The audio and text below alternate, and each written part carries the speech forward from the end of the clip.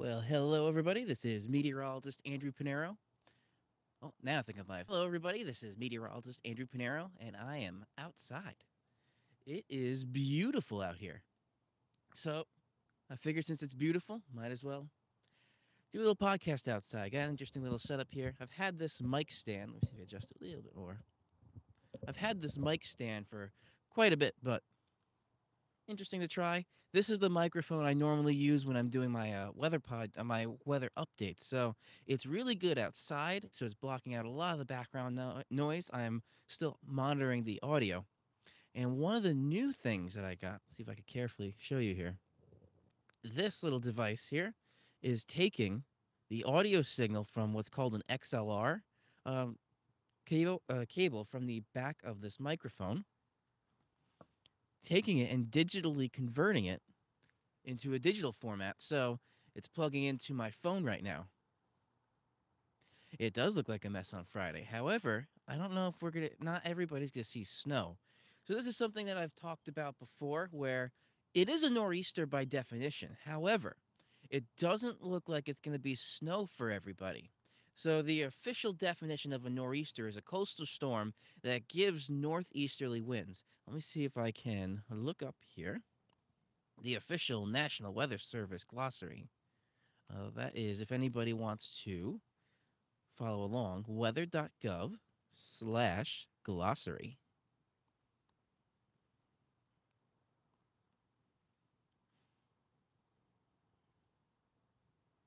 Let me see. Glossary. Helps if I spell it right. I also have my laptop here, so I think I should be able to monitor everything, not just from the YouTube app. But let's see here.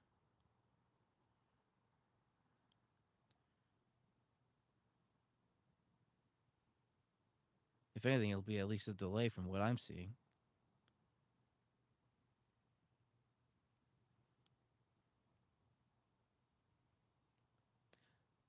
Hello, Lauren. Thank you for joining me as well. Let me see. Here we go. Now I think I can watch live as well. Just make sure my computer is on mute.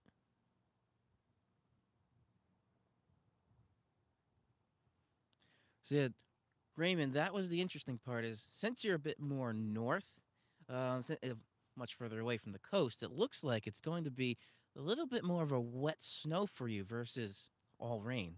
And Lauren, I think you said I forgot exactly where you said Pennsylvania, but once you get a little bit more away from the coast, that's where the temperatures do cool down. But as you go more away from the coast, that's also where you're seeing less and less precipitation. My stream's not going live. At least I can see your comments live on here, which is good. All right. There we go. Thank you, Lauren. Yeah, so Pennsylvania, again, is going to be a little bit further inland. Let me see. Let me see if I can get this link and post it in the chat.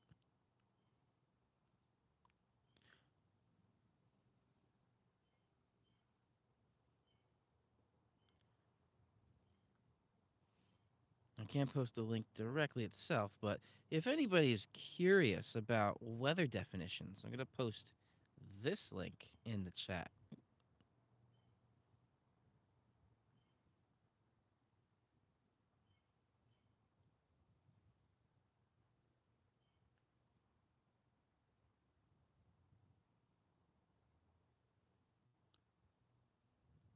There we go. So that's a link if you ever want to look up different types of weather related. Oh, looks like the link was broken. No, maybe.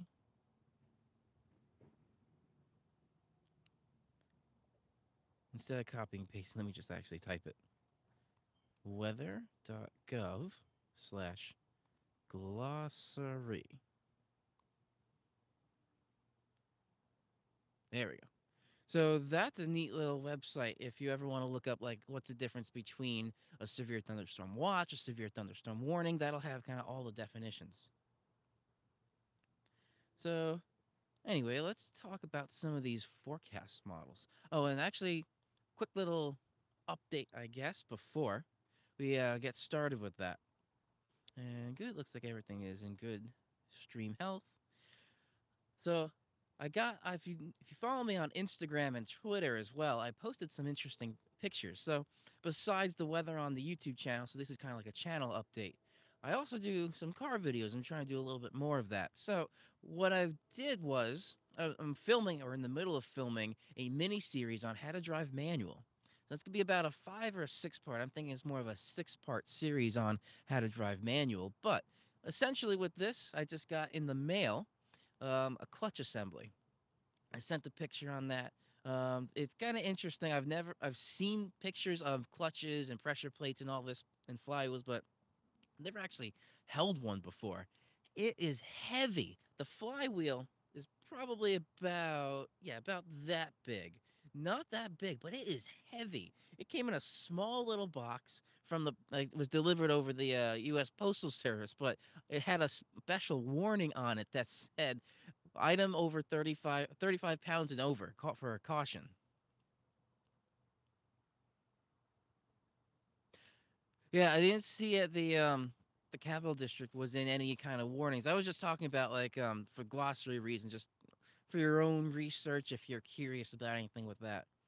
But let's start with that. So I'm gonna go to weather.gov/OKX.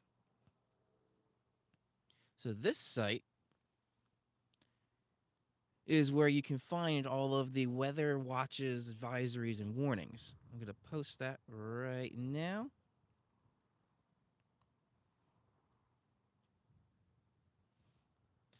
And this isn't really showing, at least for the tri state region, it's not really showing anything too much. There's a flood watch in effect.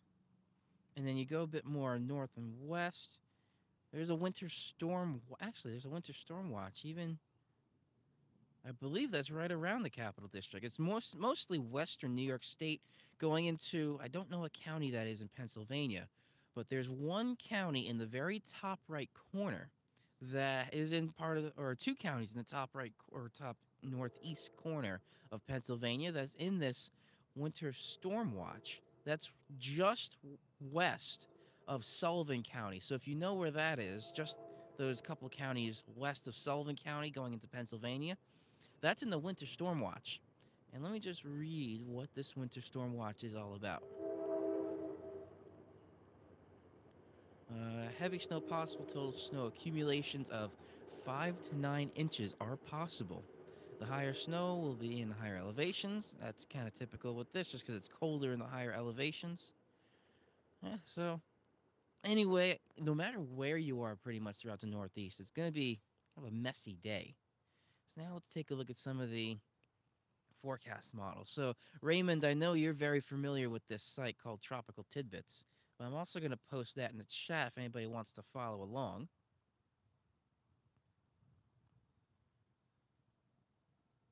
If it lets me. There we go.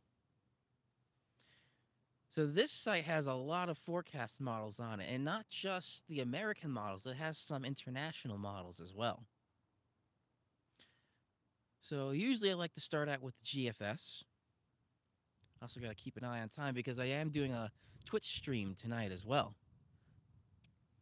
So let's see here. We're going to start out with the GFS. I like to take a wide look. Well, the European model, yeah, it doesn't show precipitation on here. But I do have another website, at least I can get European precipitation. Usually when I'm at the green screen, which is kind of down below, I'm able to show you guys that because there's a special website I can log into to get the European model with precipitation. But let me zoom in here to the northeast.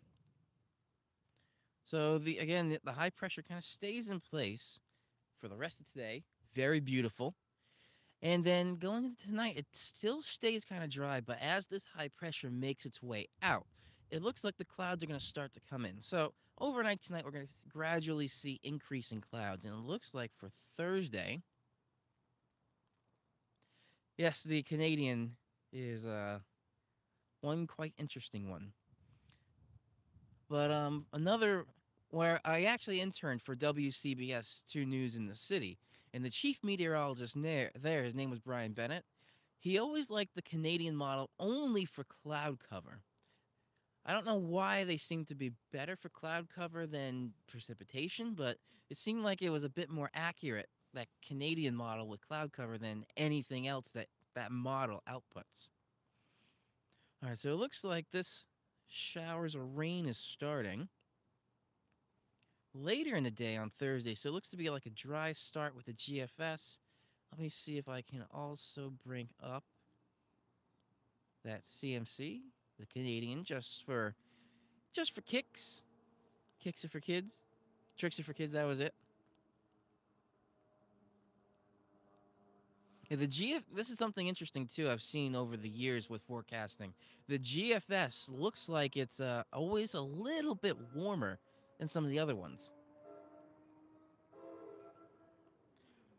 I don't know if you guys can hear any of the background noise behind me, or if this microphone's doing pretty well. But I got a train behind me, and I had a motorcycle racing down the highway next to me.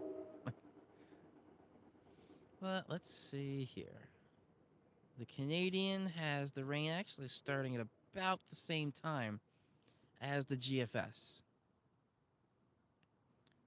And the other one that another subscriber mentioned to me that I started using a little bit more was the Icon model. The Icon model is a German model, German engineering. Let's see, this one. Yeah, it's showing the snow for western New York, western Pennsylvania, and even mixing into some of the lower Hudson Valley. And let's see. Yeah, the GFS has no mixing at all going into the Hudson Valley, and it pretty much just stays into western Pennsylvania, going into western New York, around the Finger Lakes. It looks like it's doing a little bit of a kind of bullseye for right around the Finger Lakes there. I don't know if it's trying to take some. So the Canadian and GFS, they're a bit more global scale. Yeah, so that's also another interesting thing. When you forecast higher totals, you do have a higher risk of a bust. High risk, high reward, kind of, but also high risk, very unrewarding, I guess you could say, if you bust. But essentially, it looks like this. I switched to the Canadian one. It has kind of a little bullseye right around the Finger Lakes. So that's interesting to see. But the other thing you can notice on all these as well is the isobars. Now, the isobars are lines of equal pressure. When they're very tight, which it looks like they're very, very close together right now on all these forecast models, it looks like it's going to be very windy. So, no matter what it is, whether you're in snow or you're in rain, it is going to be very windy. And now, let me go back to the icon model.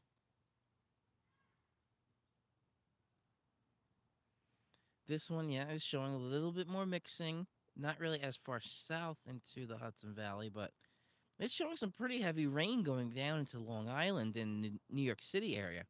Even some bands are going into Boston, all heavy rain. And it looks like the pressure on this, if you kind of follow what low pressure centers and a little bit more into meteorology, it's showing a low, the center of the low is 975 millibars.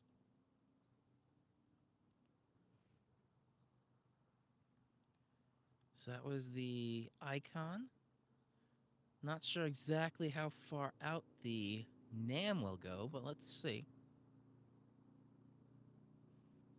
It looks like the 18Z run is not finished running yet. That only goes out 21 hours, which is not enough. So I'm going to have to backtrack one to this morning's model run, which was 12Z, which is 7 a.m. on the East Coast. So let's see what time it has the showers starting. It looks like these showers are starting all roughly about the same time, which is about 7 p.m. on Thursday. I would give a little bit more room in the afternoon hours before 7 p.m., but it looks like a lot of these forecast models are targeting the 7 p.m. time. And this going overnight Thursday into Friday, not as much of heavy rain, but it is showing some little bits and little pockets of downpours going from the Jersey Shore into the South Shore of Long Island. And then here, it's not showing any mixing going down into the lower Hudson Valley until about 15Z Friday, which is still the morning hours. And then it looks like it has some more cold air coming in. So it looks like there's a phenomenon here called wraparound snow. Yes, that I could definitely see because all of these forecast models, Raymond, are showing a lot of rain going around that Boston area, especially around the coast. So that is interesting. Now, with low pressure systems in the northern hemisphere, they spin counterclockwise. And when this low is out into the Atlantic Ocean, it's east of the Boston area.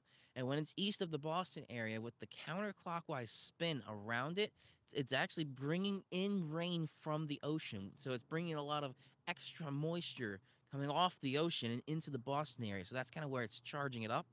Now, the other thing, too, once that low pressure moves, the NAM here is showing a little bit more of what looks like something called wraparound snow.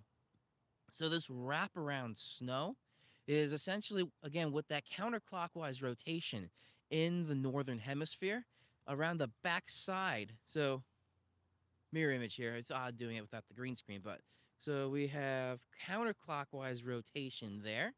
And when it's coming around the backside of the low pressure system, it's pulling down colder air out of Canada.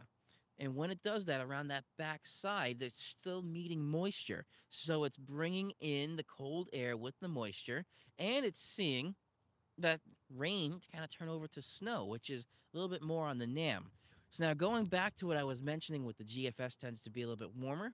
From what I've seen, it looks like the NAM tends to trend a little bit cooler than some of the other forecast models.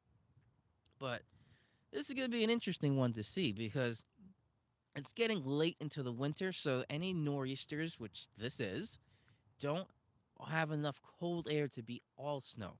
If this was all snow, this would be quite a punch that we would be getting of a snowstorm. And let's see how far out this 12Z NAM goes.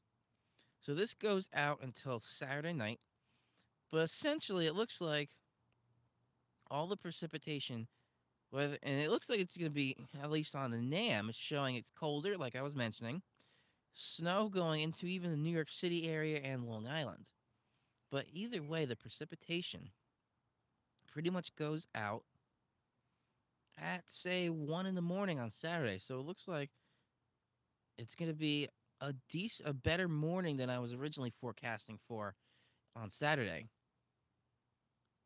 Oh, they do have the snow map out already. Interesting. Let me see if I can find that.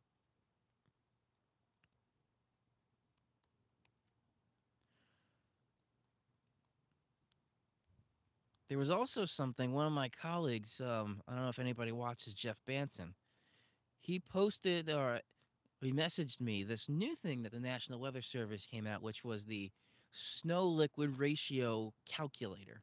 It kind of estimates, not on one specific model, I believe, but on a bunch of different models, the snow liquid ratio, the SLR.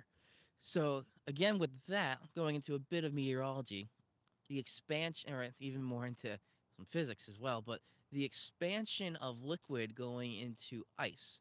So when water is liquid, it's more dense than frozen, which is not usual. Usually, when you take a liquid and it cools down to its freezing point, it becomes more dense. For instance, you have metal. When you have liquid metal, it's less dense than the solid metal, so the solid metal will fall to the bottom. With ice and water, it's a little bit different. Liquid water is more dense than frozen water. It has to do with the molecular structure you have of water. So you have one big oxygen atom and two smaller hydrogen atoms. And those two hydrogen atoms would bond to another oxygen molecule. And then that's where you get that kind of snowflake shape, is from the ends of the oxygen molecules bonding with the hydrogen atoms in the middle. So that expansion from dense together water molecules expanding outward into this design, that's what makes it less dense. So that's kind of why they have would they use hail? Um that's interesting. I don't know if they would, just because hail doesn't have really much to do with winter precipitation. It's all just because of this convection cycle in a thunderstorm. So there's no real snow liquid ratio, but I'm just taking a stab at that. I'm just total guess.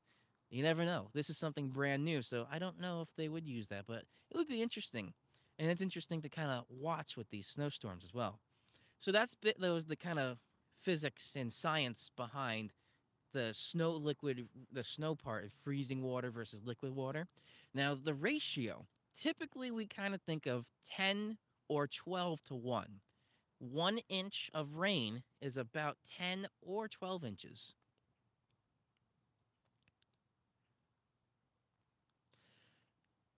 And so, Lauren, if you were going to be driving anywhere, you were in more Pennsylvania. So going to Pittsburgh, let me just pull up the map. I think that's going to be very close to the rain and snow line.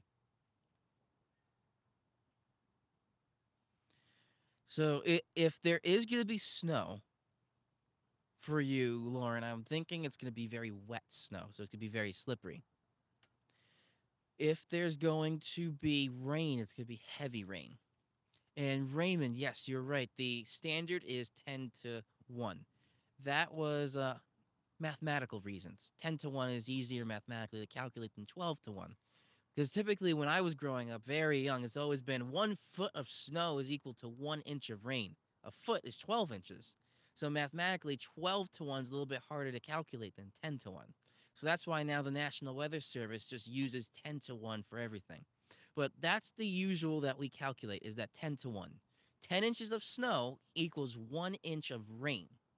So, if we're seeing maybe an inch or two of rain in spots while it's colder in other spots, that could be some significant snow if it was all snow. The mixing part, that's where the snow totals kind of come down a bit. But this is that floating kind of snow liquid ratio. That is very challenging. And that's why I've said before on live streams and other weather forecasts that the winter weather is my most difficult. You are very welcome, Lauren, and thank you. But winter weather has always been my most difficult. And if you watched my Twitch stream last week, I actually had Joe Chaffee come on as a guest, and he called in with a Skype video call. He did. I was asking him about winter weather, and he said even with all of his decades of experience, snow and the winter weather is the most difficult thing to calculate. Because thunderstorms and like if you get into the Midwest and Tornado Alley or Dixie Alley, yeah, it's hard to predict where that tornado may or may not land, but you know it's gonna be all rain. Here, you don't know if it's gonna be rain or if it's snow, and if it's snow, it's gonna be one thing, and if it's rain, it's completely different forecast. So that's where it becomes a little bit more challenging. But this looks like it's gonna be a close one, just because that freezing line and these snow liquid ratios are gonna be one of the most difficult things to forecast with this nor'easter coming through. Yes, there would be a freezing rain risk as well, especially going into the overnight hours.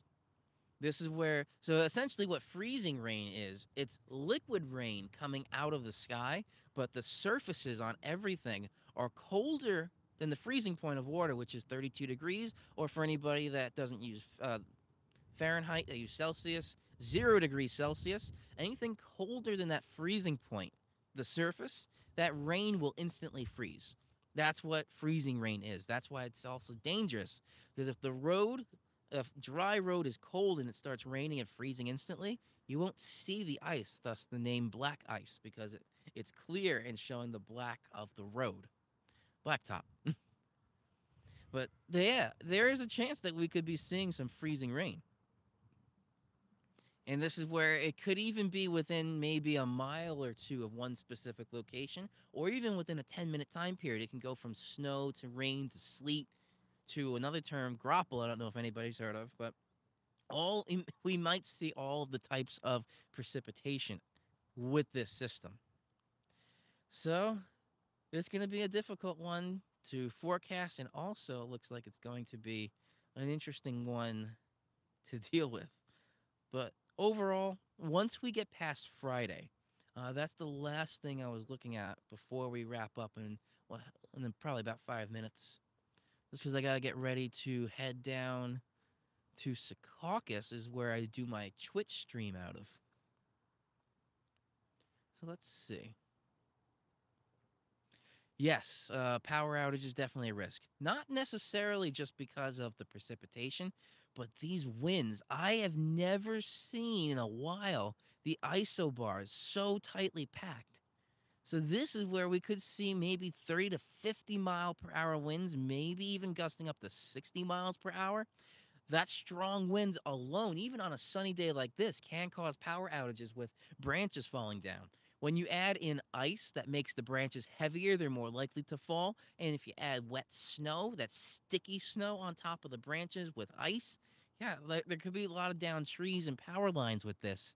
So, yeah, there could be some power outages. I don't know if I've seen anything from the National Weather Service about like a forecasted power outage map. That'd be interesting to see. But yeah, that is definitely a possibility.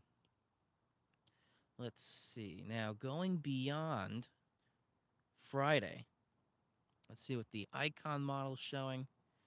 So, in the pre dawn hours of Saturday, it looks like it's pretty much wrapping up. Saturday is still windy, and it looks like a dry day. Yeah, I know normally AccuWeather has that power outage map. I was wondering the National Weather Service if they would ever do something like that. Let's see here. That's the icon model. Raymond, Joe Chaffee, and I's good old friend, the CMC Canadian. Let's see what it's doing. So having the precipitation linger around a little bit more, especially once you're still around the Capital District area, and then even eastern Long Island, but it clears it out by Sunday. And Sunday it has as a dry day, although the icon model moved the precipitation out faster on Saturday and still had some precipitation coming back in for Sunday afternoon. That was the icon. Now the GFS. And then I'll look at the Euro real quickly.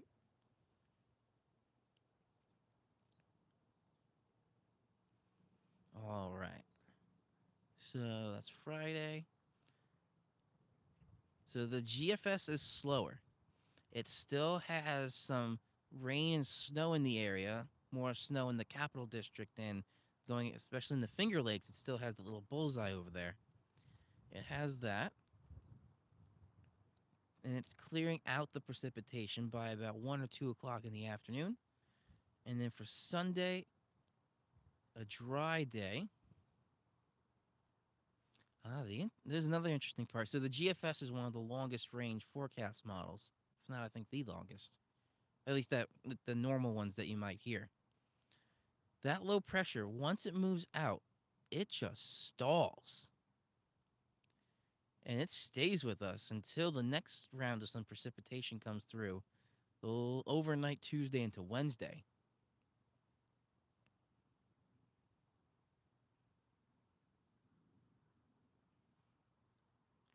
Being with above average in temperatures.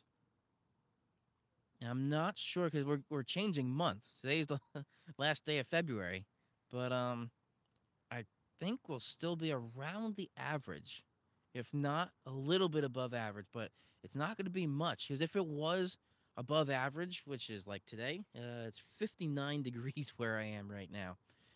If it was like today on Friday, there would be no question this would be all rain until we get to nighttime hours. But it's gonna be a little bit colder, so not as pleasant as today. However, it's going to be still a tiny bit above average. So the GFS had this system pretty much stall in the Atlantic until overnight Wednesday, Tuesday into Wednesday.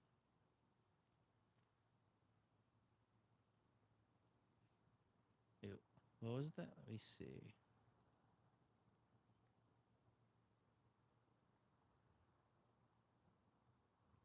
Oh, you mean temperature wise?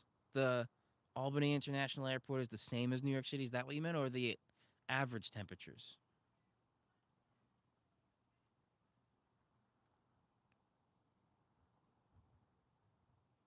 And while now, I'm just gonna look up the euro real quick. Just take a quick peek at that, and then I'll pretty much wrap this up. Oh, the 59. Yeah, and now actually it just said 60 for Westchester County. Oh, I got an email. My package was delivered. The package that my email came through that said was delivered was the clutch assembly that was actually delivered earlier. All right, so Euro, Northeast, that's finished. So let's take a look at this.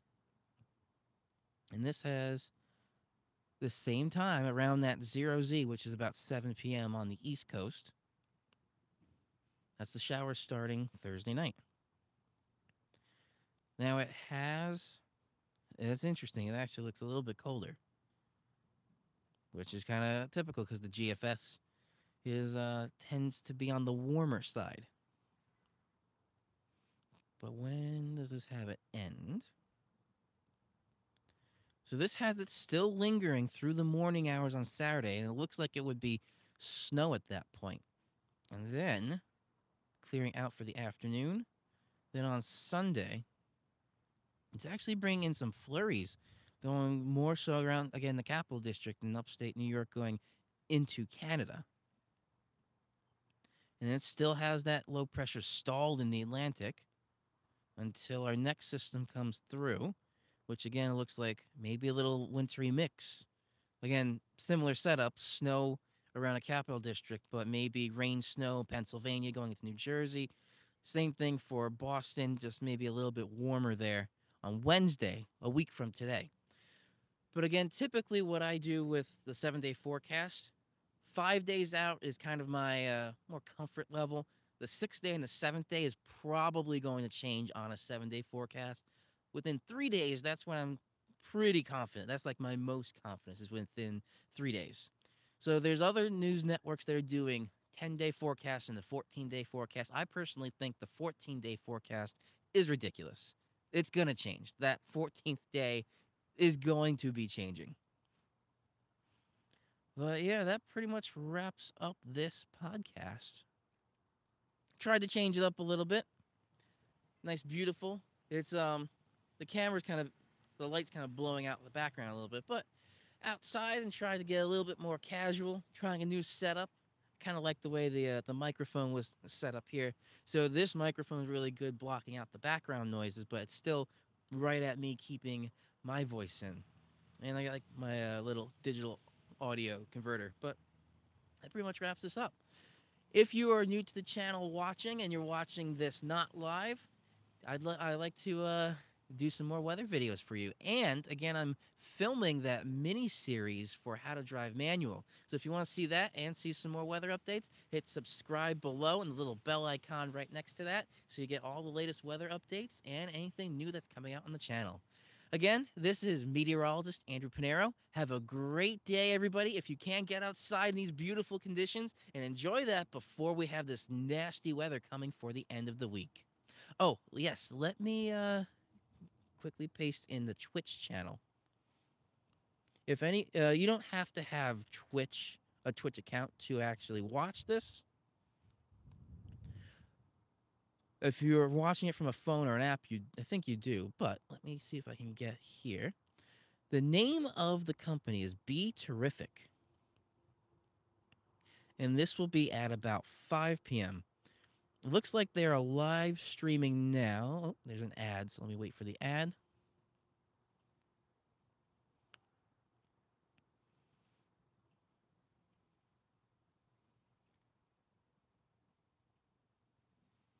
Yay, ads. But, it's a source of income. Still waiting on the ad. It's like AT&T, yep. Oh, this is interesting. They are live streaming playing Mortal Kombat right now. That looks fun. All right, let me get here. There is the link for where it will be. Let me post it.